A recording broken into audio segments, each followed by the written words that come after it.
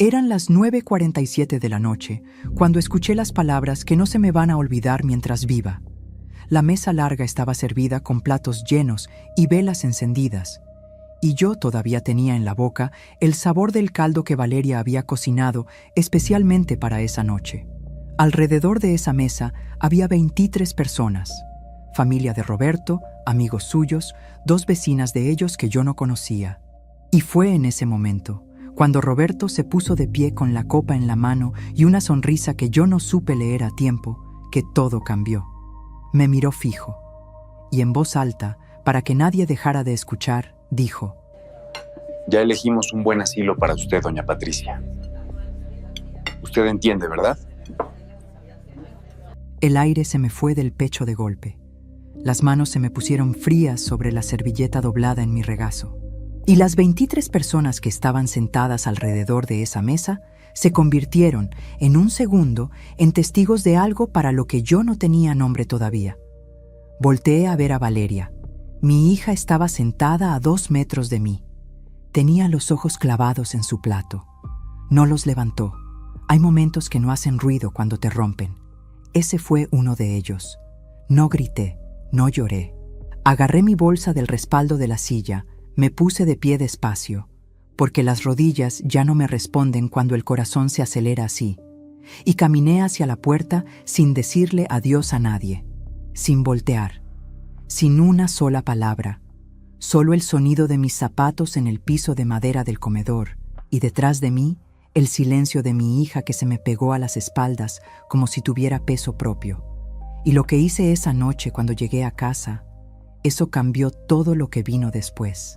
Pero hay algo que necesitas saber antes. Yo no soy una mujer que se quiebra fácil. Y lo que encontré en ese sobre que llevaba meses guardado debajo de mi ropa, entre una cobija y el pasado, eso no lo tenía calculado nadie, ni mi hija, ni Roberto, ni yo misma. Si alguna vez sentiste que te borraron de un cuarto lleno de gente, si alguna vez lo diste todo y recibiste silencio a cambio, quédate conmigo. Porque lo que hice en las 72 horas siguientes no lo esperaba ninguno de ellos. Suscríbete al canal si todavía no lo has hecho y deja tu me gusta en este video. Quiero que estas palabras lleguen a quien las necesita escuchar hoy. Me llamo Patricia Morales. Tengo 61 años y durante casi 4 décadas fui la costurera más conocida de mi colonia en Guadalajara. No la más rica, no la más famosa, pero sí la más buscada. Las señoras del barrio llegaban a mi puerta con sus telas y con sus secretos, y yo los guardaba todos por igual. Aprendí el oficio de mi madre, que lo aprendió de la suya, y lo practiqué cada día en la misma máquina Singer, que todavía tenía el nombre de mi abuela rayado a navaja en la base de metal. Con estas manos, callosas en los dedos pulgar e índice del lado derecho de tanto enhebrar agujas a la luz de una lámpara, cosí vestidos de 15 años, trajes de boda, uniformes escolares y también los últimos trajes que se le ponen a quien ya no va a levantarse. Con estas mismas manos saqué adelante a mi hija sola, desde que ella tenía 4 años, y su padre decidió que tenía una vida más importante en otro estado. Valeria nació un martes de octubre, después de 17 horas de trabajo de parto que me dejaron sin fuerzas, pero con una certeza que no perdí nunca. Haría cualquier cosa por ella. No lo digo como frase de película. Lo digo porque lo demostré durante décadas, costura por costura, desvelo por desvelo, y al final lo demostré de la manera que más me costó en la vida. Cuando ella tenía 9 años y yo no tenía a nadie que me ayudara, los días comenzaban a las 4:30 de la mañana. Me levantaba en la oscuridad completa. Preparaba su lonche, la despertaba con cuidado para que no llegara de mal humor a la escuela, la vestía, le trenzaba el cabello, la llevaba caminando 6 cuadras hasta la puerta del salón. De regreso me sentaba frente a la Singer sin desayunar y cosía hasta que los ojos ya no me daban. A veces apagaba la máquina a las 11 de la noche, a veces a las 12. Hubo semanas enteras que dormí 4 horas porque había pedidos urgentes de última hora y la luz del negocio de enfrente era lo único que me iluminaba cuando el foco del taller se fundía y no tenía dinero para comprarlo. No me quejo. Nunca me quejé en voz alta. Eso también fue un error mío, Ya me lo sé de memoria. La casa de la calle Morelos la conseguí a los 23 años con un crédito que tardé 12 años en pagar. Era pequeña, 2 cuartos, cocina, baño y un patio con un limonero que planté el primer día que llegamos, un sábado de marzo con olor a tierra mojada. Con los años le fui añadiendo cosas. Un cuarto más cuando Valeria creció y necesitó su espacio. Una sala pequeña con 2 sillones que escogimos juntas en el mercado de pulgas. Un domingo que llovió todo el día y que las dos recordamos siempre como uno de los mejores de nuestra vida. 38 años dentro de esas paredes. 38 años de cumpleaños con pastel de 3 leches, de noches de fiebre con trapos fríos en la frente, de navidades con buñuelos y chocolate caliente, de tardes largas de domingo en que Valeria se sentaba a mi lado mientras yo cosía y me contaba todo lo que le había pasado en la semana. Valeria conoció a Roberto cuando tenía 34 años. La primera vez que lo trajo a la casa, yo le di la mano y algo se me quedó inmóvil adentro que no supe nombrar. No fue miedo exactamente.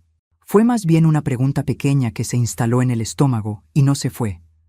¿Por qué la mira como si fuera algo que acaba de adquirir? Pero callé. Porque uno aprende a callar cuando la hija llega con una sonrisa que no había visto antes. Se casaron al año siguiente.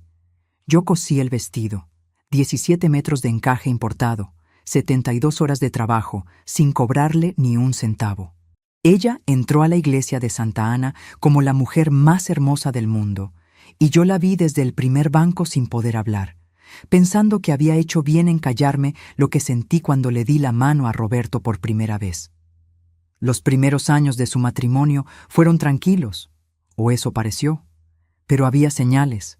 Las vi y las ignoré, que es exactamente lo mismo que no haberlas visto.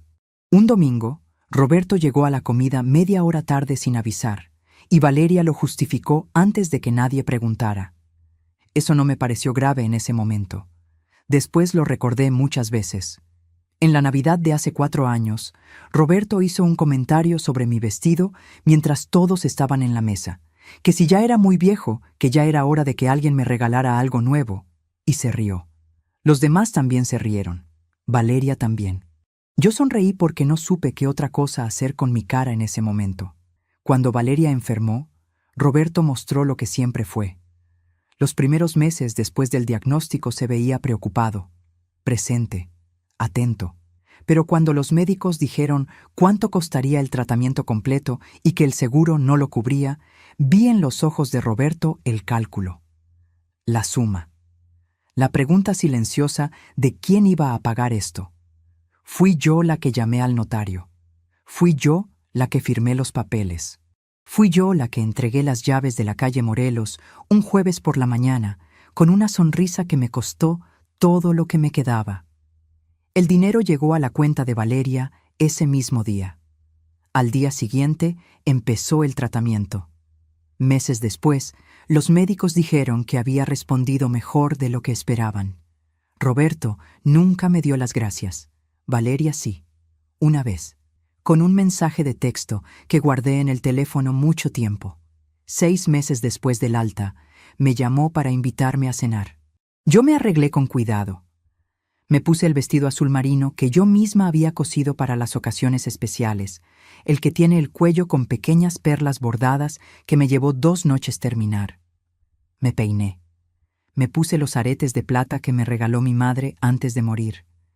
Llegué con una gelatina de cajeta que sé que a Valeria le gusta desde niña. Toqué el timbre con la gelatina en una mano y la bolsa en la otra, y cuando ella abrió la puerta y me dio un abrazo, pensé que todo había valido la pena.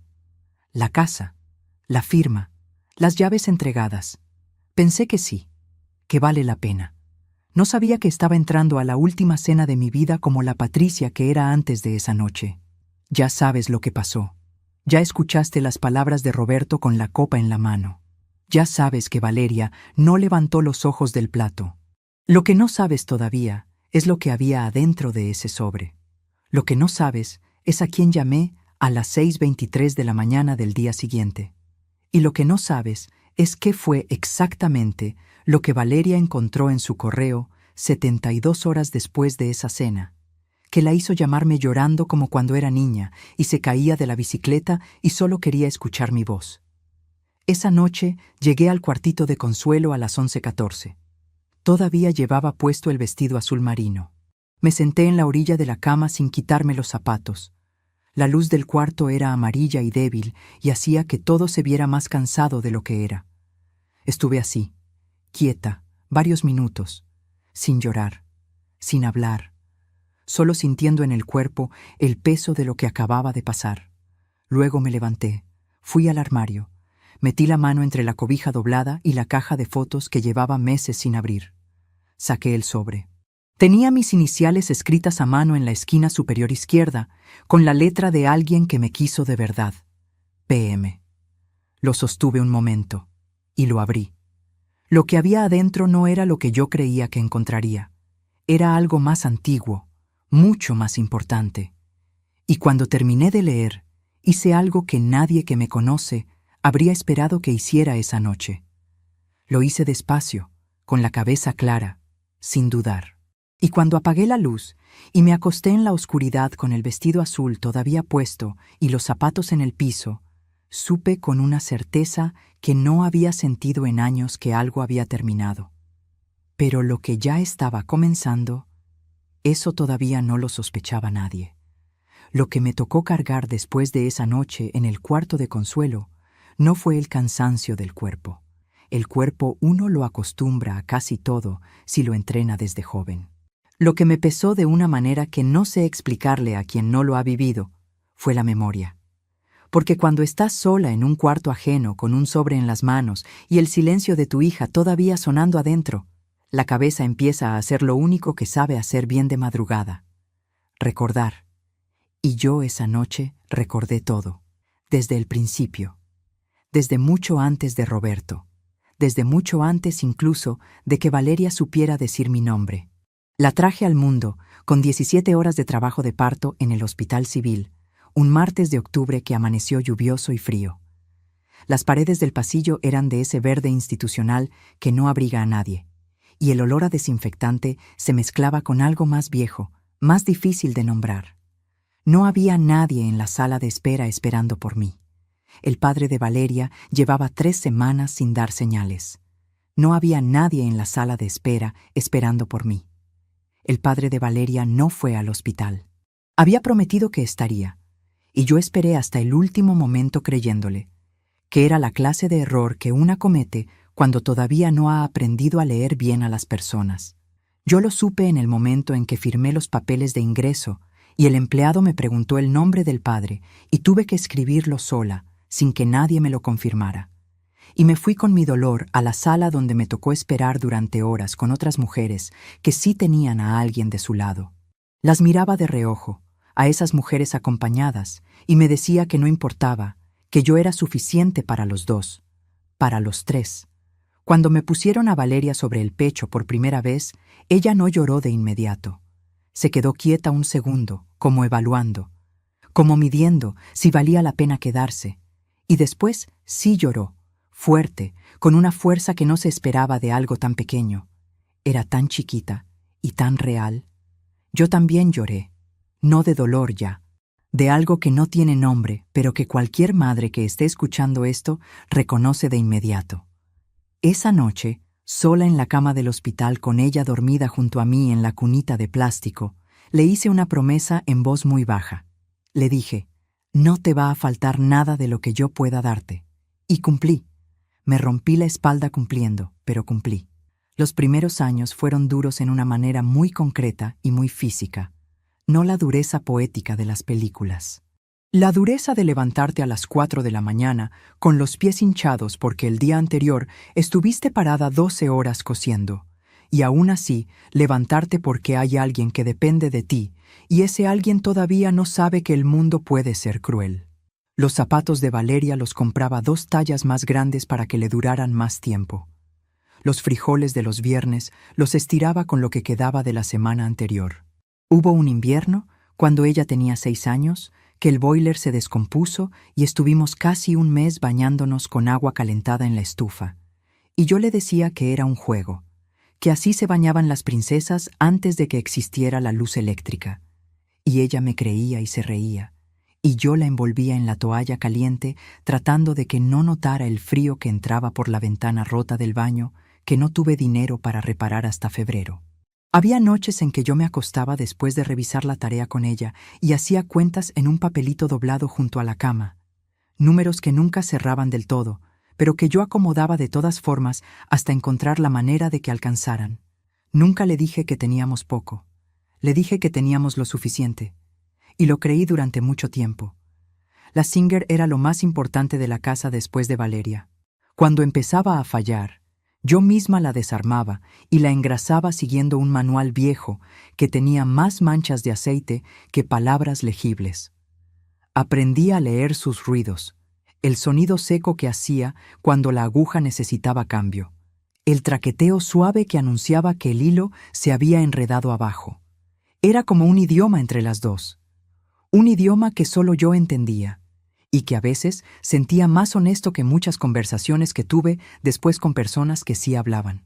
Esa máquina me pagó la escuela de Valeria, sus útiles, sus libros, la beca que no alcanzó, el dentista, la gripa de la que tardó 2 semanas en recuperarse cuando tenía 8 años, y yo no dormí bien en todo ese tiempo por miedo a que empeorara de noche.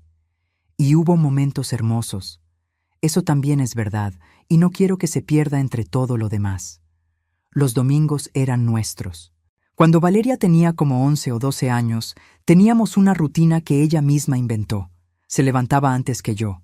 Cosa rarísima porque de lunes a viernes había que sacarla de la cama casi jalándola, y me preparaba el café.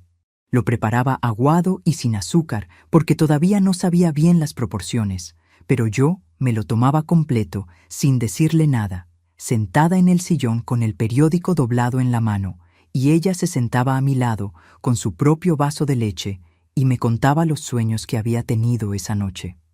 Tenía unos sueños rarísimos y muy detallados, siempre con animales que hablaban y lugares que no existían, y yo la escuchaba con una atención que le daba risa, como si fueran noticias importantes. Porque para mí lo eran. Eran la prueba de que su mente estaba viva, que imaginaba, que todavía no sabía lo ordinario que puede volverse el mundo cuando uno crece. Hubo un domingo de mayo, ella tendría como 13 años, que salimos a caminar por el Parque Agua Azul porque no teníamos dinero para nada más y necesitábamos salir de la casa. Compramos un elote con chile de un carrito, lo compartimos a medias y nos sentamos en una banca mirando los patos en el estanque. El sol de la tarde le daba en la cara y ella entrecerró los ojos y se veía tan tranquila, tan entera, que yo guardé esa imagen en algún lugar donde uno guarda las cosas que no quiere perder. Ella dijo, de la nada, «Mamá, cuando sea grande voy a tener una casa grandísima y te voy a dar el cuarto más bonito». Yo me reí. Le dije que no hacía falta. Ella insistió, «No, en serio, con jardín y todo». Y yo le creí. No porque fuera ingenua. Le creí porque venía de ella, y de ella yo creía todo. Esa niña que me prometió el cuarto más bonito tenía 13 años y comía a medias de mi elote, y me lo dijo con una convicción que yo debí haber guardado mejor. Porque 20 años después, cuando le tocó elegir, eligió diferente. Pero eso viene después. Cuando Valeria entró a la universidad, yo vendí el primer terreno que había comprado como inversión a los 40 años. No era grande, era un lote en las afueras, pero era mío y había tardado años en pagarlo. Lo vendí para que ella pudiera estudiar lejos de Guadalajara, en la ciudad donde había conseguido el lugar en la carrera que quería. Nunca le dije de dónde salió el dinero. Le dije que lo había ahorrado cosiendo bodas. No era del todo mentira.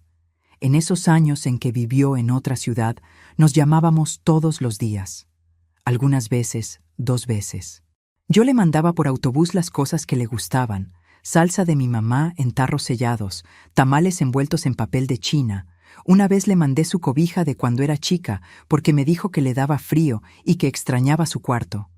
Recibí la llamada de que había llegado bien la caja y me la imaginé abriendo cada cosa, despacio, como se abren las cosas que saben a casa. Y sentí algo que no sé describir de otra manera que no sea plenitud. Una plenitud sencilla, sin adornos, de las que no necesitan que nadie las vea para existir. Aquí es cuando tengo que parar un momento. Tengo que parar porque ahora mismo, mientras te cuento todo esto, hay algo que se mueve dentro de mí que no es tristeza exactamente. Es algo más complicado. Una pregunta que me hice muchas noches después de la cena aquella, sola en el cuarto de Consuelo, mirando el techo. ¿Lo hice mal yo? ¿Le di tanto que no aprendió a valorar nada? ¿Le resolví tanto que nunca supo lo que cuesta resolver? ¿Le protegí tan bien de la dureza que no reconoció el sacrificio cuando lo tuvo enfrente? Uno se lo pregunta. Uno siempre se lo pregunta. Porque es más fácil encontrar el error propio que aceptar que alguien a quien amaste así, de esa manera tan completa, tomó decisiones que no tienen que ver contigo. No tengo la respuesta todavía. O sí la tengo, pero todavía me cuesta decirla en voz alta. Necesito detenerme aquí un momento porque mientras te cuento esto, pienso en cuántas personas me están escuchando ahora mismo que también lo dieron todo, que también se levantaron de madrugada, que también vendieron algo que les costó años para que alguien que amaban no sufriera. ¿Tú también lo viviste? ¿Tú también te lo has preguntado alguna vez? Escríbeme en los comentarios. Cuéntame tu historia. Quiero que sepas que no estás solo, no estás sola, que lo que sentiste tiene nombre, aunque nadie te lo haya dicho todavía. Cuando Valeria se graduó, yo cosí el vestido que llevó a la ceremonia. Lo cosí en 4 noches, con los ojos ya cansados y la espalda protestando a cada hora.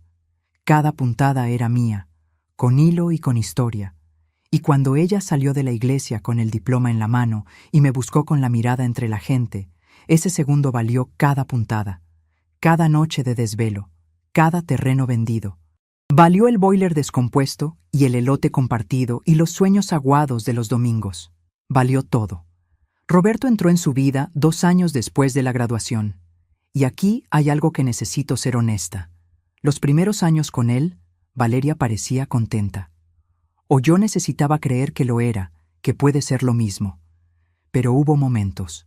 Hubo cosas pequeñas que registré sin querer archivarlas.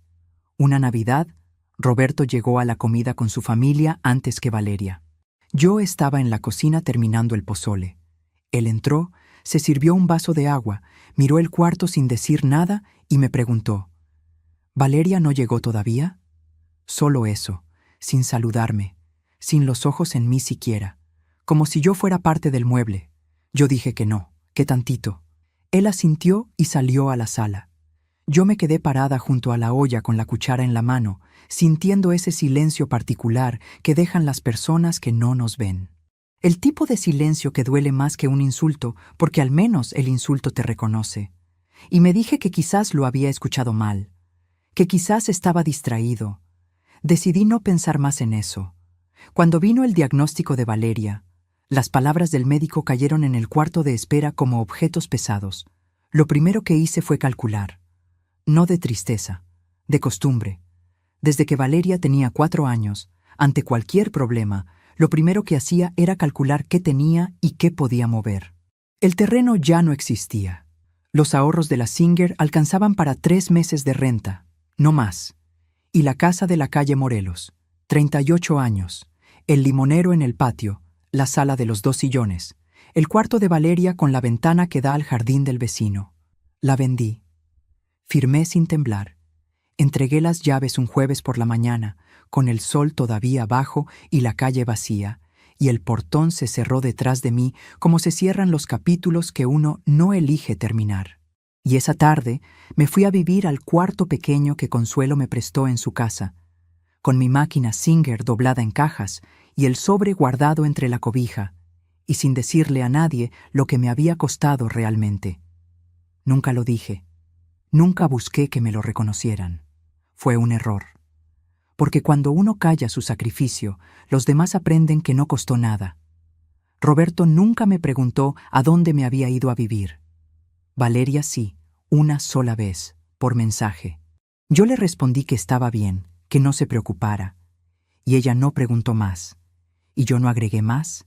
Y ese espacio entre una respuesta y una pregunta que no llegó fue donde empezó a crecer algo que ninguna de las dos supo detener a tiempo.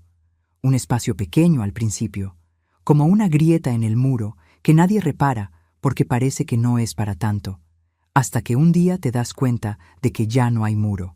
Aunque yo todavía no lo sabía esa noche, cuando abrí el sobre con las manos frías y leí lo que decía adentro, algo en mí ya había tomado una decisión. Todavía no sabía qué forma iba a tener. Todavía no tenía nombre, ni plan, ni fecha, pero estaba ahí, quieta y firme en algún lugar donde uno guarda las cosas que no puede seguir ignorando, como agua que se acumula detrás de una presa vieja, sin hacer ruido, sin anunciarse, pero sin parar. Una decisión que, 72 horas después, lo cambiaría todo. Déjame contarte lo que pasó dentro de mí esa noche en el cuarto de Consuelo, porque hay cosas que uno vive en el cuerpo antes de entenderlas en la cabeza. Y esa noche, todo lo que yo era se acomodó de una manera distinta, como cuando rompes un hueso y te lo sueldan y queda igual pero ya no queda igual. Estuve sentada en la orilla de la cama mucho tiempo, con el vestido azul marino y los zapatos todavía puestos, mirando la pared de enfrente sin ver nada. La pared tenía un cuadrito con una oración al Sagrado Corazón, enmarcada en madera café, y debajo un gancho con el rosario de Consuelo, verde y con la cruz pequeña de latón. El cuarto olía a lavanda vieja y a madera húmeda, ese olor de las casas que llevan años siendo habitadas por la misma persona. Eso fue lo último que vieron mis ojos antes de que todo lo de la cena me volviera de golpe, ordenado y claro, como si mi cabeza hubiera tardado 2 horas en procesar lo que en el comedor de Valeria solo duró 30 segundos. Roberto se había puesto de pie con la copa en la mano. Yo lo vi levantarse y pensé, en ese primer segundo inocente, que iba a proponer un brindis, que iba a dar las gracias por algo, que quizás iba a decir algo sobre la casa que yo había vendido, sobre los meses de tratamiento, sobre lo que había hecho su suegra sin que nadie se lo pidiera. Eso pensé. Eso esperé. Recuerdo que hasta me acomodé un poco en la silla, como quien se prepara para recibir algo que merece. Y entonces abrió la boca. Las palabras no me llegaron de inmediato. Primero llegó el tono. Ese tono seguro, casi aburrido, de quien anuncia algo que ya fue decidido hace tiempo y que ahora solo está comunicando por formalidad. Ese tono que a mí me lo habían usado pocas veces en la vida, pero que cuando te lo usan, el cuerpo lo reconoce antes que la mente. Es el tono de quien nunca consideró que pudiera haber respuesta. Ya elegimos un buen asilo para usted, doña Patricia. Y luego esa última parte que fue la más calculada, la más fría, la que dolió con una precisión que todavía me asombra. Usted entiende, ¿verdad? No fue una pregunta, fue una instrucción, un permiso que se pide después de haber tomado ya la decisión, solo para que el otro no pueda decir que no se le consultó. Fue una salida de emergencia construida solo para él, no para mí. Usted entiende, ¿verdad? Como diciéndome, haga el favor de entender, porque si no entiende, el problema es suyo. Como si la comprensión fuera una obligación mía, y la decisión solo fuera de él. Y las 23 personas a mi alrededor, algunas mirando sus platos, algunas mirándome a mí con esa expresión que no es compasión, sino incomodidad. La cara de quien quiere que la situación se resuelva rápido para poder seguir comiendo. Un joven que yo nunca había visto, sentado al fondo, que giró la cara hacia la ventana como si el jardín de afuera le hubiera dado de pronto un interés enorme. 2 señoras que yo no conocía, con las copas a medio camino entre la mesa y la boca, congeladas, y Valeria con los ojos abajo, con las manos sobre la mesa, una encima de la otra, quietas, sin moverse, sin levantar la vista, sin abrir la boca, la misma mujer que de niña me prometió el cuarto más bonito, la misma que me buscó con la mirada entre la gente el día de su graduación, la misma que me mandaba decir que llegó bien la caja. Eso fue lo que me quebró, no las palabras de Roberto. Las palabras de Roberto me lastimaron, sí, con esa clase de daño que tarda en mostrar toda su extensión. Pero lo que me partió por dentro, limpio y sin ruido, fue el silencio de mi hija. Ese silencio que duró todo el tiempo que yo estaba ahí parada, recibiendo, y que no terminó cuando yo me levanté, ni cuando tomé mi bolsa, ni cuando caminé hacia la puerta, ni cuando la abrí, ni cuando la cerré detrás de mí. En todo ese tiempo, Valeria no dijo una sola palabra. Caminé a la parada del camión con la cabeza baja y una sola cosa repitiéndose dentro de mí, no como filosofía, sino como un hecho concreto y frío. Yo vendí mi casa para que ella viviera, y ella se quedó sentada. Eso no era una acusación, era solamente lo que había pasado, un hecho. Y los hechos no necesitan que uno los adorne ni los justifique, solo existen. El camión tardó 19 minutos, los conté. Conté también los faroles que pasaban por la ventana y las calles que reconocía y las que ya no recordaba bien. A veces uno ocupa la mente con cosas pequeñas para que las cosas grandes no la desborden de golpe. De regreso en el cuarto de Consuelo, con el rosario verde de latón en la pared y el vestido que me había costado 2 noches coser, saqué el sobre de entre la cobija. Lo había guardado ahí hace 8 meses, el día que me vine a vivir con Consuelo después de entregar las llaves de la calle Morelos. Lo encontré en el fondo de la caja de las cosas de mi mamá, que yo había guardado sin abrir durante años, porque siempre se me hacía que abrirla era terminar de despedirme de ella. El sobre tenía mis iniciales escritas con su letra, PM, y debajo decía, para Patricia, cuando más lo necesites, no antes. La letra era la misma de toda su vida, firme y ligeramente inclinada, como si escribir fuera un asunto serio que merecía postura. 8 meses lo tuve guardado, 8 meses respetando esa instrucción sin saber bien por qué, solo porque era letra de mi mamá y a mi mamá no se le desobedecía, ni viva ni muerta. Esa noche lo abrí. Adentro había 2 cosas. La primera era una carta escrita a mano, 4 páginas con la letra apretada y pequeña que mi mamá tenía cuando quería decir mucho en poco papel. La segunda era un documento doblado en 3 partes, con sello notarial, que yo nunca había visto antes.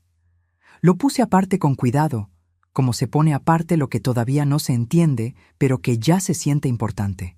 Empecé por la carta. No voy a repetirla completa porque hay palabras de una madre que son solo para su hija y esas se quedan adentro.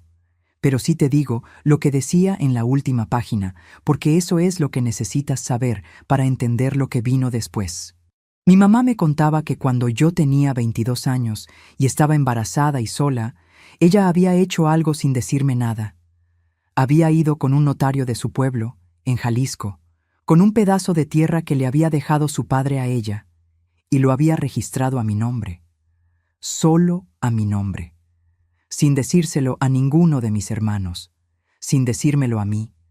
Escribió que no me lo dijo porque en ese momento yo tenía suficiente con lo mío, y que quería guardarlo para cuando yo lo necesitara de verdad. Que si estaba leyendo esa carta, era porque ese momento había llegado, y que esperaba que cuando llegara, yo supiera qué hacer con ello. Desdoblé el documento. Era una escritura notarial. Un terreno de 4.200 metros cuadrados en el municipio de Tepatitlán, registrado a nombre de Patricia Morales Ibarra, sin gravámenes, sin deudas, sin copropietarios.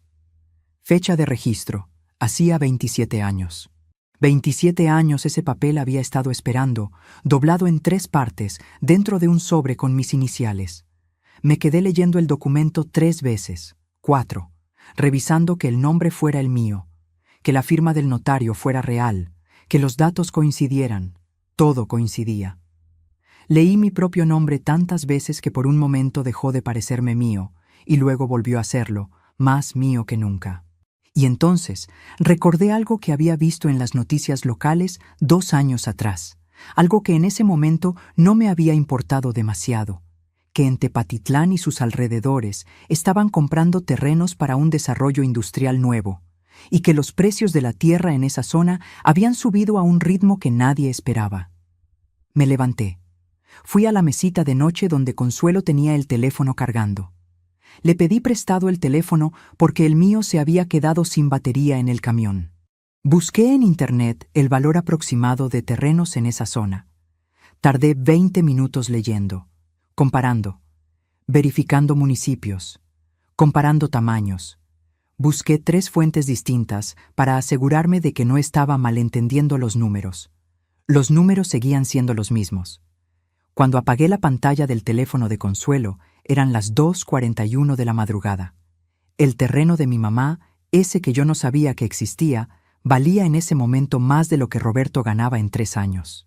Y era completamente mío, y no lo sabía nadie más. Antes de contarte lo que hice con eso, quiero pedirte algo muy simple. Suscríbete al canal y deja tu me gusta en este video. Son 2 segundos de tu parte y me ayudan a seguir trayéndote historias como esta. Gracias, de verdad.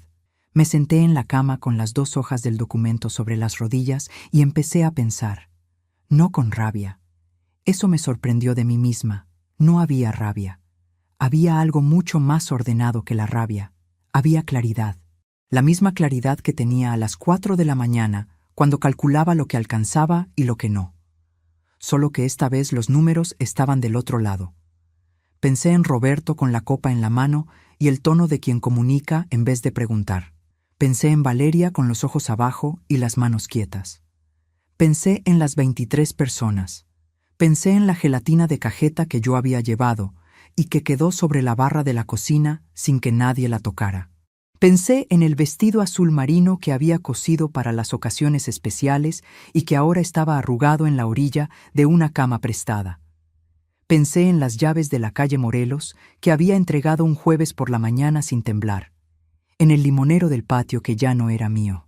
Y pensé en mi mamá, que 40 años atrás había ido a un notario con su tierra y mi nombre y su silencio, y había esperado a que yo lo necesitara de verdad, que me había enseñado a coser, a callar, a aguantar, y que, sin decirme nada, también me había enseñado esto, que a veces la protección más poderosa no hace ruido hasta que la necesitas. Mamá, pensé, lo necesito de verdad. No iba a gritar. No iba a llamar a Valeria a las 3 de la mañana a reclamarle. No iba a presentarme en su puerta con el documento y escenas. Eso no era lo mío. Nunca lo fue. Y además, no era necesario. Las personas que gritan avisan. Las personas que actúan en silencio no avisan. Y yo iba a actuar en silencio. Guardé la carta de mi mamá debajo de la almohada. El documento notarial lo doblé con cuidado, con esa misma precisión que se usa para doblar tela fina, y lo metí adentro del forro del bolso, en ese bolsillo pequeño que nadie revisa nunca. Apagué la lámpara, y en la oscuridad, con los ojos abiertos mirando el techo del cuarto de Consuelo, empecé a construir el plan. No todo de una vez, por piezas. Como se cose un vestido complicado. Primero decides qué forma quieres que tenga, luego buscas las herramientas, luego cortas, luego unes. Cada costura en su momento, sin apurarse, sin equivocarse. A las 6:23 de la mañana, cuando el cielo afuera todavía tenía el color gris del amanecer temprano y los pájaros empezaban a moverse en el árbol del patio, llamé a Ernesto. Ernesto Fuentes era el hijo de un notario con quien mi mamá había trabajado décadas atrás. Lo conocía desde niño, cuando todavía usaba uniformes de escuela, y me pedía que le enseñara a amarrar los cordones. Era abogado de bienes raíces y tenía fama de ser muy bueno en lo que hacía y muy discreto en lo que sabía. Lo llamé a esa hora porque sabía que él madrugaba. Contestó al segundo timbrazo, como si también él estuviera esperando algo esa mañana. Le dije, «Ernesto, tengo un documento de mi mamá que necesito entender bien. ¿Puedes verme hoy?» Hubo una pausa. Luego dijo, «Buenos días, Patricia. Dime a qué hora». Esa mañana, mientras me bañaba con el agua fría del boiler lento de Consuelo, tomé 3 decisiones que no le anuncié a nadie. La primera, no hablar con Valeria hasta que tuviera todo en orden. La segunda, no mostrar nada de lo que sentía si Roberto o alguien de su familia me buscaba. La tercera, moverme rápido, pero sin que pareciera urgencia. La misma manera en que siempre me había movido cuando algo importante dependía de mí, sin escándalo, sin pausa, sin vacilar. Lo que exactamente iba a hacer con ese terreno, con ese documento, con ese nombre que mi mamá había escrito en una escritura notarial 27 años atrás. Eso todavía no lo sabía con precisión. Tenía la dirección general. Sabía hacia dónde caminar. Lo que no sabía era hasta dónde iba a llegar el temblor cuando Roberto descubriera que la señora del asilo tenía algo que él nunca calculó, y que lo había tenido todo el tiempo. Ernesto Fuentes tenía su oficina en el segundo piso de un edificio color ocre cerca del centro, con una escalera angosta que crujía en el tercer escalón y un letrero de madera que decía su nombre con letras doradas, ya un poco desvanecidas. Llegué a las 9 de la mañana con el documento en el bolso y los ojos de quien no durmió, pero con la espalda recta. Mi mamá siempre me dijo que la espalda es lo primero que traiciona a una persona cuando tiene miedo. Yo entré a esa oficina con la espalda recta. Ernesto me recibió de pie, me dio la mano con las dos suyas, como hacía su papá, y me indicó la silla frente a su escritorio. Tenía el mismo escritorio enorme de madera oscura que yo recordaba de cuando era chico y me llevaba de vez en cuando a las juntas de su padre con mi mamá. Esas juntas de adultos, donde uno se sentaba en una silla demasiado grande y fingía entender de qué hablaban. Le entregué el documento sin decir mucho. Él lo leyó despacio, sin prisa, con esa cara neutral que tienen los abogados cuando no quieren que el cliente vea lo que están pensando. Tardó varios minutos. Volteó el papel. Revisó el sello notarial. Levantó la vista. «Patricia», dijo, «¿sabes cuánto tiempo tienes este documento?» Le dije que lo había encontrado apenas la noche anterior, que era de mi mamá, que no sabía que existía. Él asintió despacio. Puso el documento sobre el escritorio con un cuidado que me dijo más que cualquier palabra. «El registro está vigente y limpio», me dijo. «Nadie ha movido esto en 27 años. Y la zona donde está ese terreno se detuvo». Me miró.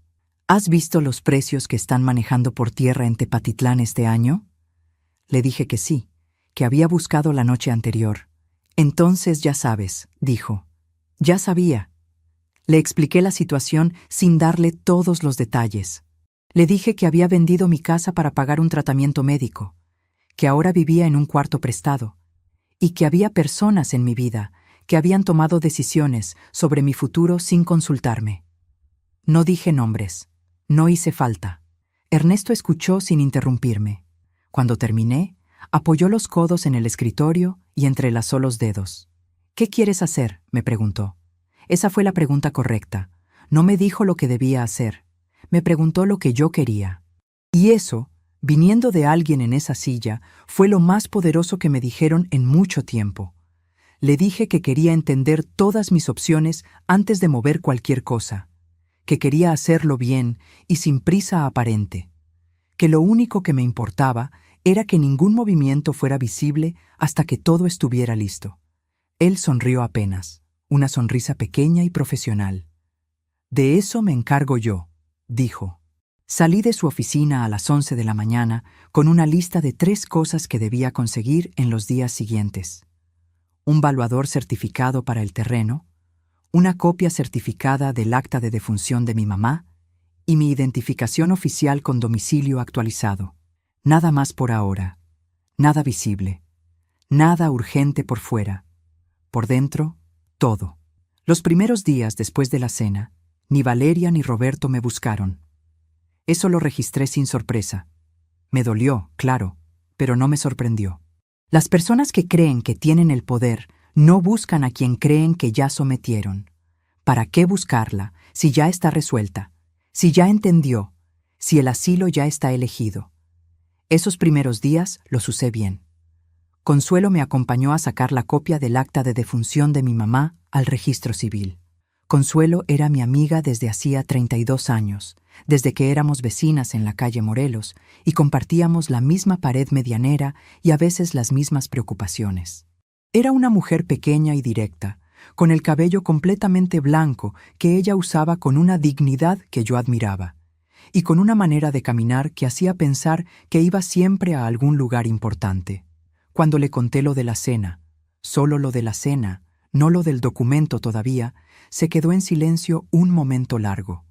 Luego dijo: «Qué bueno que te fuiste sin decir nada». Las palabras en ese momento solo le habrían dado munición. Eso me lo guardé. El valuador fue a Tepatitlán el jueves. Ernesto coordinó todo. Yo no tuve que ir. No tuve que firmar nada visible aún, solo esperar el informe. El informe llegó el viernes en la tarde. Cuando vi el número en el papel, me tuve que sentar. No voy a decir la cantidad exacta porque los números a veces distraen de lo importante. Lo que sí te digo es que era suficiente para comprar una casa nueva, arreglarla, amueblarla, y todavía quedarme con un capital que, bien administrado, me duraría muchos años. Era suficiente para no necesitar a nadie, para no depender de nadie, para no esperar que nadie eligiera por mí dónde iba a vivir el resto de mi vida. Era exactamente suficiente para ser libre. Esa noche llamé a Ernesto y le dije, «Adelante». Fue el día 11 después de la cena cuando Valeria me llamó por primera vez. No para preguntar cómo estaba, para decirme que Roberto quería hablar conmigo, que había sido un malentendido, que si podía ir a tomar el café el domingo. Me quedé un momento en silencio escuchando su voz, buscando en ella algo que me dijera que de verdad lo sentía. Solo escuché tensión. La clase de tensión de quien llama porque alguien más le pidió que llamara. Le dije que el domingo no podía, que tenía compromisos. Silencio del otro lado. ¿Compromisos?, dijo ella, como si la palabra le pareciera rara viniendo de mí, como si yo no tuviera derecho a tener compromisos. Le dije que sí, que la llamaría yo cuando pudiera. Y colgué. Me quedé con el teléfono en la mano, sentada en la orilla de la cama de Consuelo, y sentí algo que tardé un momento en identificar porque hacía mucho que no lo sentía. Control. No de ella, de mí misma. Había colgado sin explicarme, sin disculparme, sin apaciguar. Había colgado y el mundo no se había terminado. Roberto llamó 2 días después directamente a mi número. Lo dejé sonar. Me quedé mirando la pantalla con su nombre y no contesté. Él no dejó mensaje. Eso me dijo todo lo que necesitaba saber. Los que llaman con conciencia tranquila dejan mensaje. Los que llaman con miedo cuelgan cuando no contestan.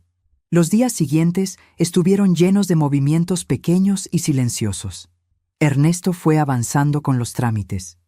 Yo fui con él 2 veces más a firmar documentos que eran pasos necesarios en el proceso, sin hacer nada definitivo todavía, solo preparando el terreno, literal y figurado. Empecé también a buscar casas, no para comprar todavía, solo para saber qué había, qué podía esperar, qué quería. Fue en una de esas búsquedas, un martes por la tarde en que Consuelo y yo estábamos sentadas en la mesa de su cocina con el teléfono entre las dos, mirando anuncios de casas en renta y en venta, cuando pasó algo que todavía me hace sonreír, aunque no debería. Consuelo señaló una casa en una colonia tranquila, con un jardín pequeño y una cocina de azulejo azul, y dijo, «Esa tiene buena energía». Yo la miré y le pregunté de dónde sacaba que una foto tenía energía.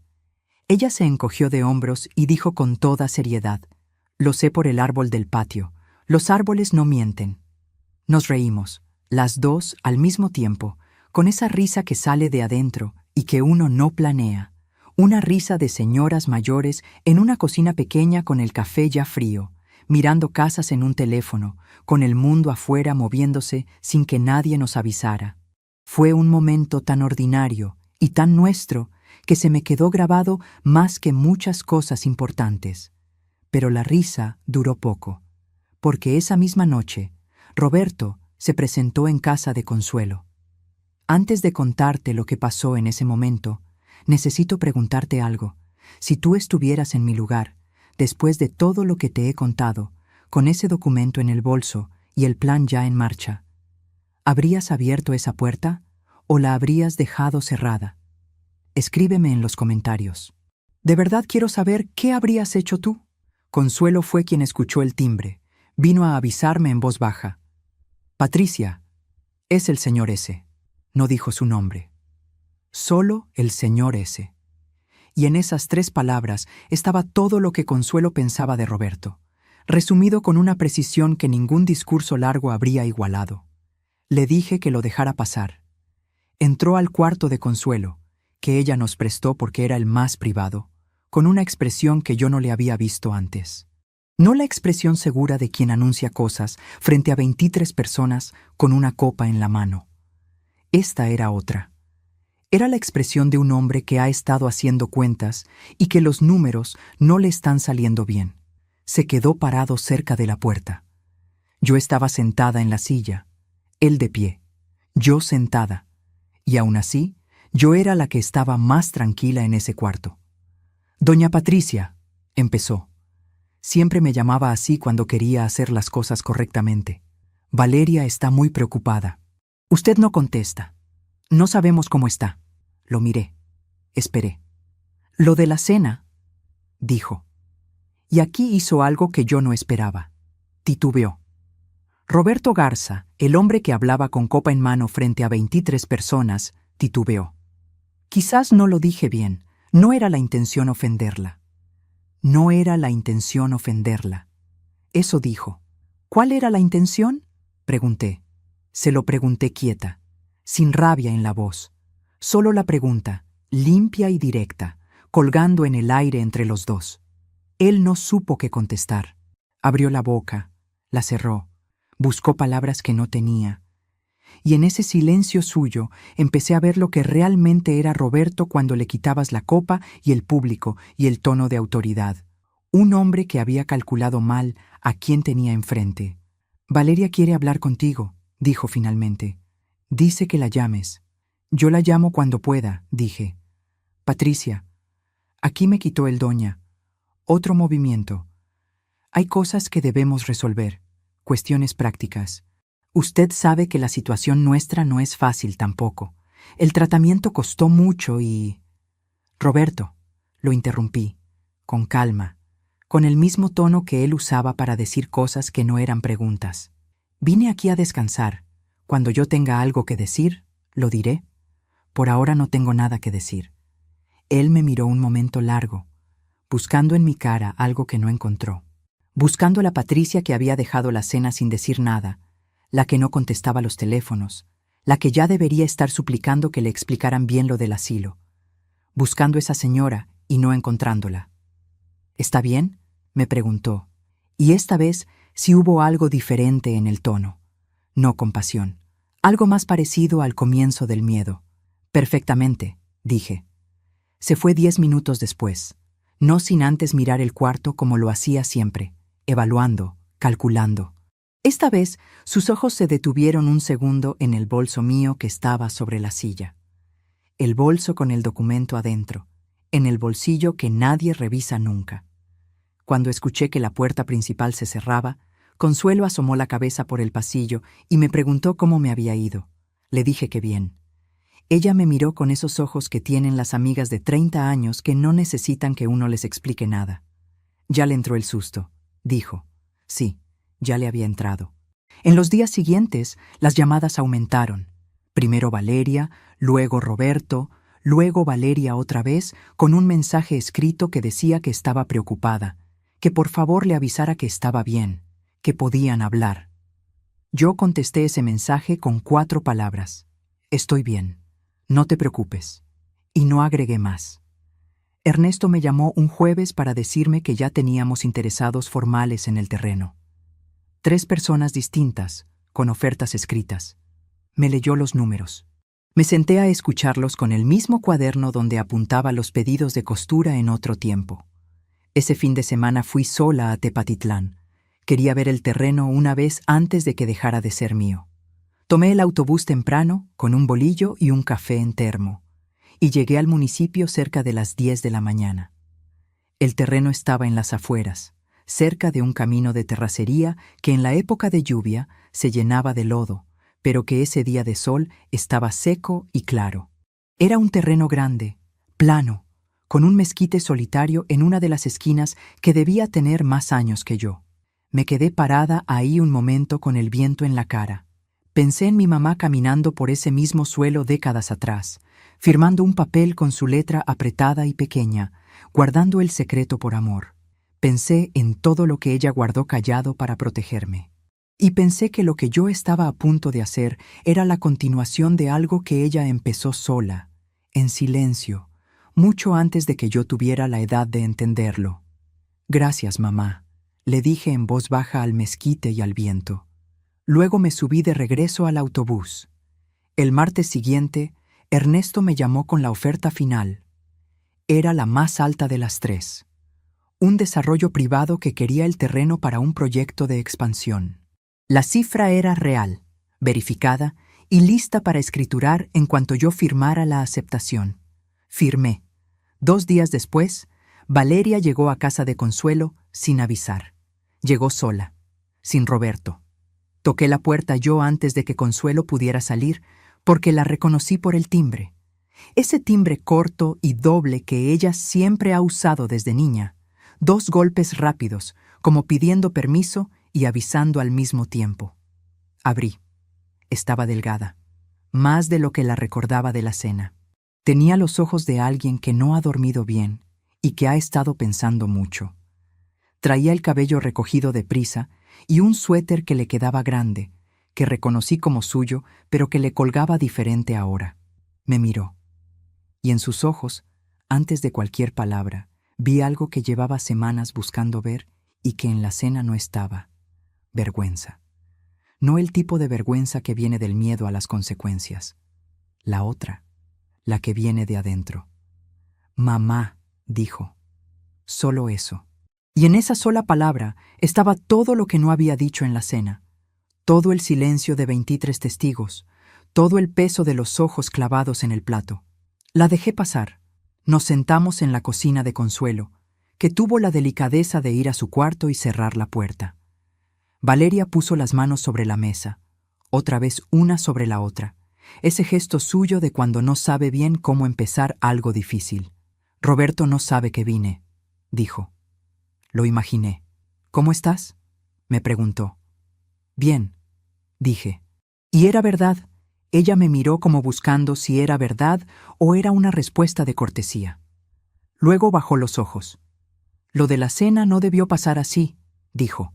Él no debió decirlo así. Yo no debí... Se detuvo. Yo no debí quedarme callada. Era la primera vez que lo decía en voz alta. Lo noté. Y ella notó que lo noté.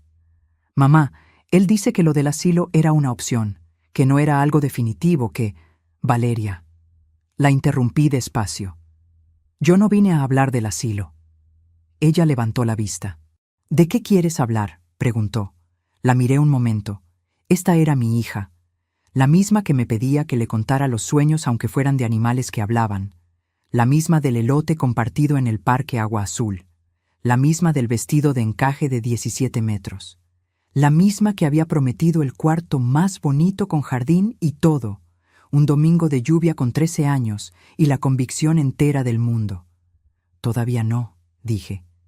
Hay cosas que están en proceso. Cuando estén listas, te llamo. Y entonces hablamos de verdad. Ella me miró sin entender.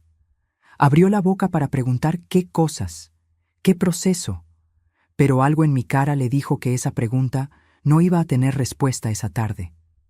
Y Valeria, que me conoce desde antes de conocerse a sí misma, cerró la boca. Se quedó un rato más. Tomó el café que le serví. No hablamos de Roberto, no hablamos del asilo. Hablamos de poca cosa. Del frío que había entrado esa semana, de que Consuelo tenía una maceta de romero que olía muy bien, de que el café de olla siempre sabe diferente cuando lo hace alguien más. Cuando se fue, me dio un abrazo en la puerta. Largo, con las 2 manos en mi espalda. Yo se lo devolví. Cerré la puerta. Me apoyé en ella un segundo con los ojos cerrados. Y lo que Roberto le dijo cuando ella llegó a su casa esa noche, cuando le contó que había ido a verme, cuando él escuchó que yo tenía cosas en proceso que no estaba dispuesta a explicar todavía. Eso fue lo último que esperaba escuchar. Lo que Roberto le dijo a Valeria esa noche, cuando ella llegó a casa y le contó que yo tenía cosas en proceso, fue esto. ¿Qué cosas? ¿Qué procesos? Ella no tiene nada. Vendió lo único que tenía para pagarnos el tratamiento. Pagarnos. Ese fue el verbo que usó, pagarnos. Valeria me lo contó semanas después, cuando ya podíamos hablar de verdad. Me dijo que en ese momento, escuchando esa palabra, algo se le cayó adentro con un ruido que no era metáfora. Era literal, algo que ella creía sólido y que en realidad nunca lo había sido. Pero yo no supe eso todavía esa noche. Esa noche solo supe que Roberto había llamado 4 veces a mi número entre las 8 y las 11 de la noche, sin dejar mensaje ninguna de las 4 veces. Lo supe porque Consuelo me prestó su teléfono para llamar a Ernesto, y cuando revisé el mío, vi las llamadas perdidas todas juntas, como golpes en una puerta que nadie abre. No los devolví. Ernesto me había dicho que el proceso de escrituración del terreno tardaría entre 8 y 12 días hábiles dependiendo del notario, que era un proceso limpio, sin complicaciones, porque el terreno no tenía ningún tipo de carga ni litigio, que lo único que yo debía hacer era tener paciencia y no moverme antes de tiempo. Tuve paciencia, no me moví antes de tiempo. Eso también fue nuevo en mí. En toda mi vida adulta, siempre había sido yo quien resolvía rápido, quien no esperaba, quien adelantaba los pasos para que los demás no sufrieran la espera. Esta vez no. Esta vez me senté y dejé que el tiempo hiciera su trabajo. Usé esos días para cosas que hacía mucho no me permitía.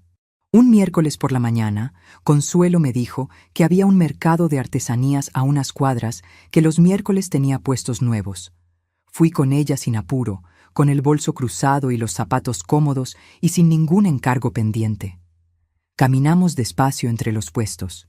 Telas bordadas de Oaxaca, canastos de palma, barro negro de Coyoacán, rebozos con flecos largos. Me detuve frente a un puesto de hilos y estuve mirando los colores durante varios minutos sin comprar nada, solo mirando. El señor del puesto me dijo que si quería podía tocarlos. Los toqué. El hilo de seda tenía una suavidad que me recorrió los dedos como agua tibia y me acordé de golpe de mi mamá enseñándome a distinguir la calidad de una tela por la manera en que resbala entre los dedos. Me compré 3 carretes de colores que no necesitaba para nada. Me los llevé a casa de Consuelo y los puse sobre la mesita de noche y los miré toda la tarde con una satisfacción que no tenía explicación lógica, pero que era completamente real.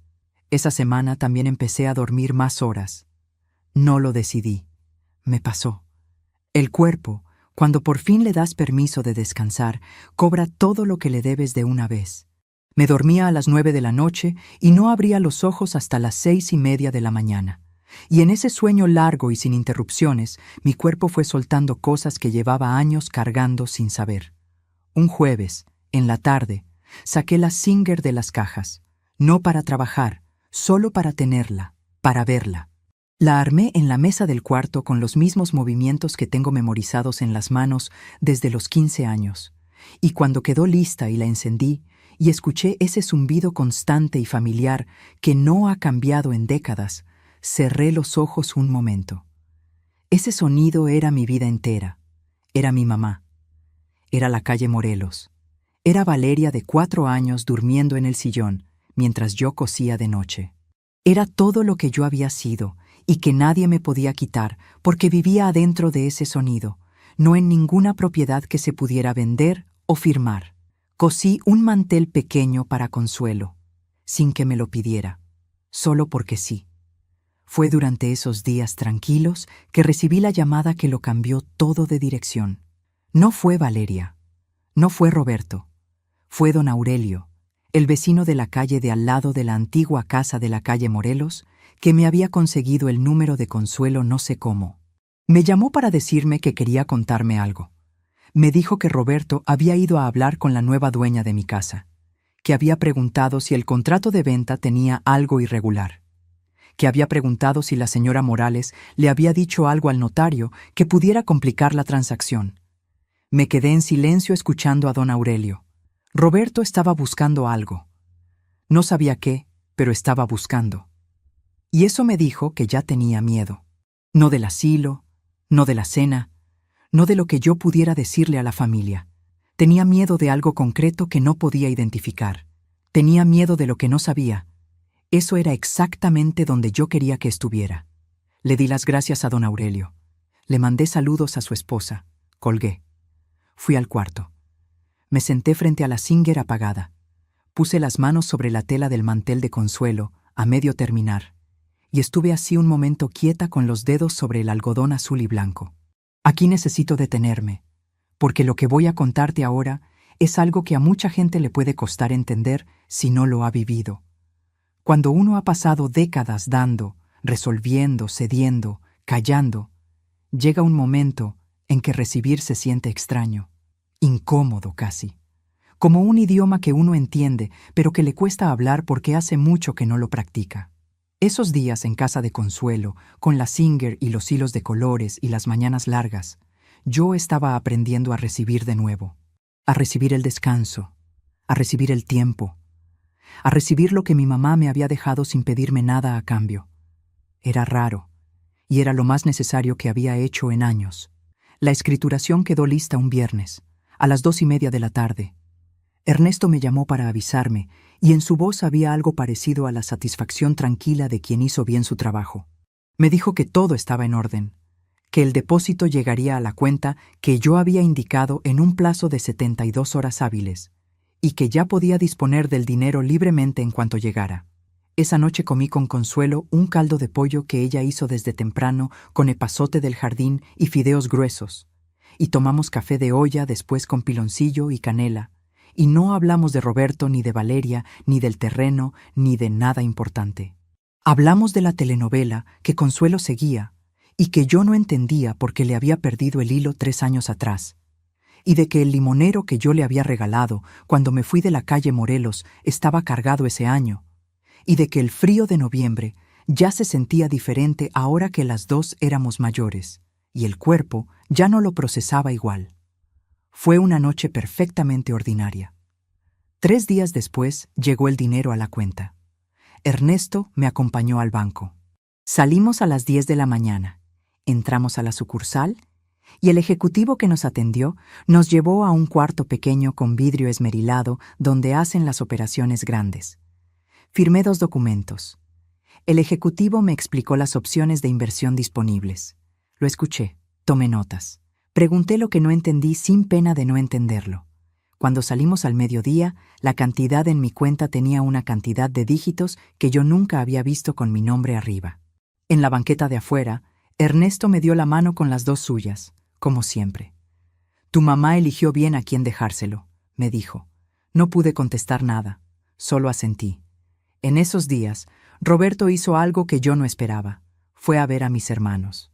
Tengo 2 hermanos mayores, Gilberto y Marco, con quienes no tengo una relación cercana, pero que existen y que en situaciones de familia aparecen. Roberto fue a verlos, por separado, y les dijo que yo estaba actuando de manera extraña, que no contestaba teléfonos, que tenía trato con un abogado que no conocían, que él estaba preocupado por mi estado mental. Eso me lo contó Gilberto mismo cuando me llamó, con esa voz de hermano mayor que tiene cuando cree que debe intervenir en algo que no le corresponde. Le escuché. No me molesté. Le dije, «Gilberto, estoy perfectamente bien. Tengo dinero en el banco, tengo abogado y estoy tomando mis propias decisiones por primera vez en mucho tiempo. Si eso le parece extraño a Roberto, es su problema, no el mío». Silencio del otro lado. «¿Dinero?», dijo Gilberto. «Dinero», repetí. «El que mamá me dejó. ¿Él te habló del terreno de Tepatitlán?». Más silencio. Roberto no le había hablado del terreno, porque Roberto no sabía del terreno. Nadie sabía todavía. Gilberto colgó sin decir mucho más. Calculé que en menos de 1 hora llamaría a Roberto, que Roberto procesaría la información, que la expresión de su cara en ese momento iba a ser algo que yo nunca iba a ver, pero que podía imaginar con mucha claridad. 2 días después, Valeria me llamó llorando. No el llanto de quien quiere manipular, el llanto de quien acaba de ver algo con claridad que antes no podía ver y que ahora no puede dejar de ver. Un llanto de llegada, no de manipulación. Contesté. «Mamá», dijo, y después tardó varios segundos en poder seguir. «Roberto me dijo que tú tenías dinero, que vendiste un terreno, que no nos dijiste nada». «Así es», dije. «¿Por qué no nos dijiste?». Esa pregunta me la esperaba. Y tenía la respuesta lista, no porque la había preparado para hacerle daño, sino porque era la verdad más simple del mundo. «Porque no era asunto de ustedes», dije. «Era mío». Silencio largo. «Mamá, Roberto está muy alterado. Dice que...». «Valeria». La interrumpí con el mismo tono de siempre, el tono de madre que ella reconoce desde que aprendió a escucharlo. Yo quiero hablar contigo, solo contigo, sin Roberto. ¿Puedes venir mañana en la mañana? Tardó un momento. Sí, dijo. Bien, aquí te espero. Llegó a las 10 de la mañana con los ojos todavía rojos de la noche anterior. Le hice el café. La senté. Y esta vez sí hablamos de verdad. Le conté del sobre de mi mamá. Le conté del terreno. Le conté la escrituración. Le conté los números. No todos, pero los suficientes. La vi escuchar con una atención que tenía algo de dolor y algo de asombro, y algo de una vergüenza que ya no era la de la cena, sino algo más profundo y más personal. Cuando terminé, ella no dijo nada por un momento largo.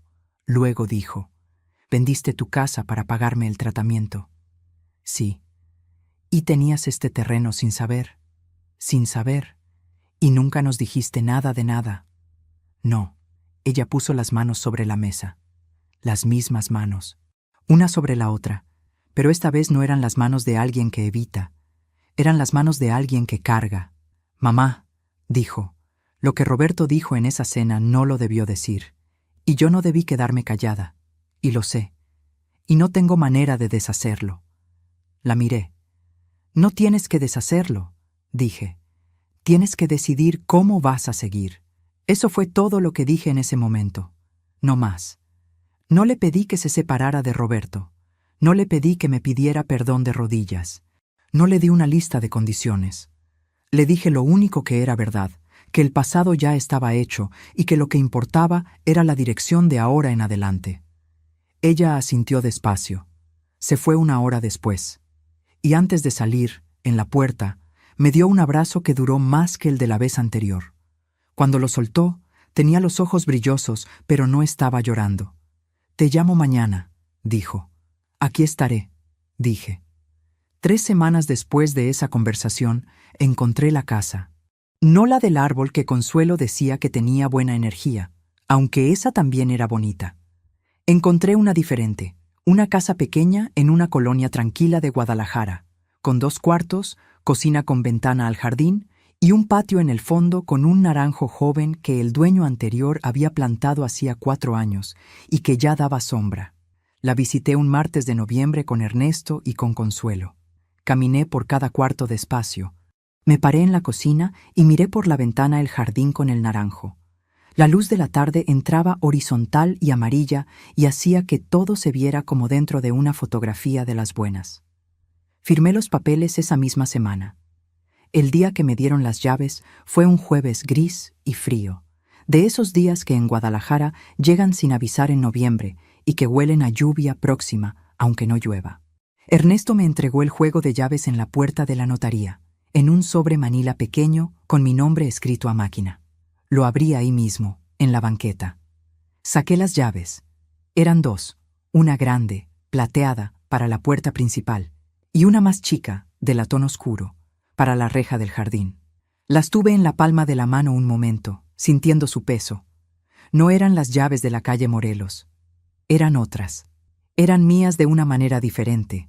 No de décadas y sacrificios y desvelos.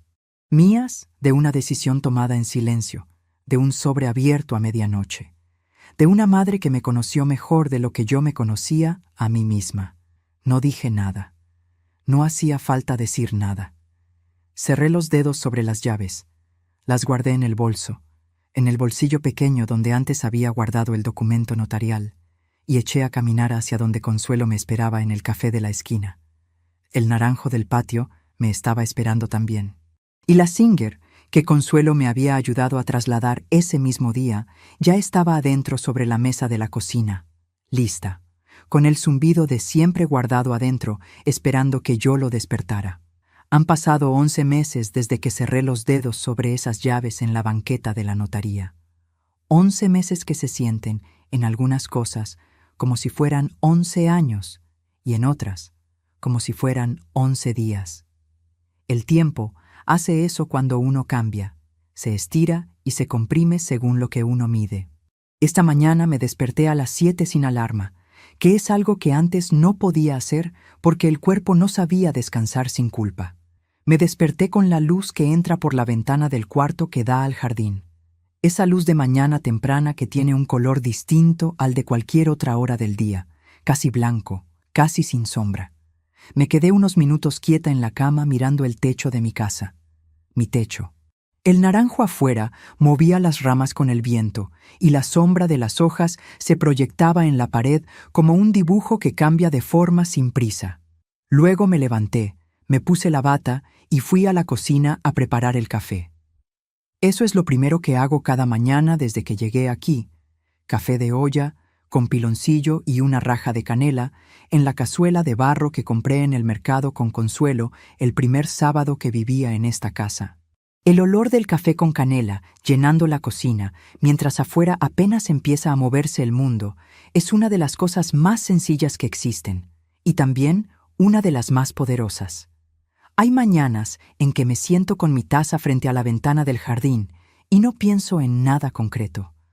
Solo miro el naranjo y escucho los pájaros y el ruido lejano de la calle, y siento algo que tardé mucho tiempo en aprender a reconocer porque confundía con conformismo. Eso que siento es paz. Y la paz no es conformismo. La paz es lo que queda cuando uno ya no gasta energía aguantando lo que no debe aguantar. Roberto se fue de la casa de Valeria hace 7 meses. No me alegré cuando lo supe. Eso también me sorprendió de mí misma. No hubo alegría. Hubo una especie de reconocimiento silencioso, como cuando ves que algo que ya sabías que iba a pasar, finalmente pasa. Valeria me llamó un miércoles por la tarde y me dijo que Roberto había sacado sus cosas durante el fin de semana mientras ella estaba en casa de una amiga, que había dejado una nota sobre la mesa del comedor, esa misma mesa larga donde hacía casi un año él se había puesto de pie con una copa en la mano, que la nota era breve y estaba escrita a computadora, impresa, sin firma a mano. Eso me dijo mucho de él, también al final. Ni siquiera puso su nombre de su puño y letra. Valeria no lloró cuando me lo contó, o si había llorado ya, para cuando me llamó ya lo había procesado. Me habló con una calma que yo reconocí porque era la misma calma que yo había aprendido a usar cuando las cosas duelen, pero ya no sorprenden. Le pregunté cómo estaba de verdad. Tardó un momento. Asustada, dijo, pero también aliviada, y eso me da miedo, que me sienta aliviada. Le dije que el alivio no era traición, que el alivio era el cuerpo diciéndole la verdad que la cabeza tardó más tiempo en aceptar. Ella no dijo nada por un momento. Luego dijo, ¿cómo aprendiste a hablar así, mamá? Me reí. Le dije que aprendí a las malas, que era la peor manera de aprender, pero también la que más se queda. Desde entonces nos vemos los domingos. No todos los domingos, no de manera rígida, no con obligación, pero la mayoría. Ella llega cerca de las 11, toca el timbre con ese doble golpe corto de siempre, y yo ya tengo el café puesto y algo en la cocina que varía según el domingo. A veces tamales de un puesto que descubrí a 3 cuadras y que son de los buenos. A veces algo que yo preparé. A veces solo pan dulce y fruta. La cantidad no importa. Lo que importa es la mesa puesta cuando ella entra. El domingo pasado fue diferente a los demás. Llegó con algo envuelto en papel de estraza, con un listón rojo amarrado de cualquier manera, como lo atan los que no tienen maña para hacer moños, pero quieren hacer el intento de todos modos. Me lo puso en las manos sin decir nada y se quedó parada en la puerta de la cocina, mirándome con esa cara de cuando era chica, y me daba algo que había hecho ella sola y quería ver mi reacción antes de saber si había quedado bien. Lo abrí despacio.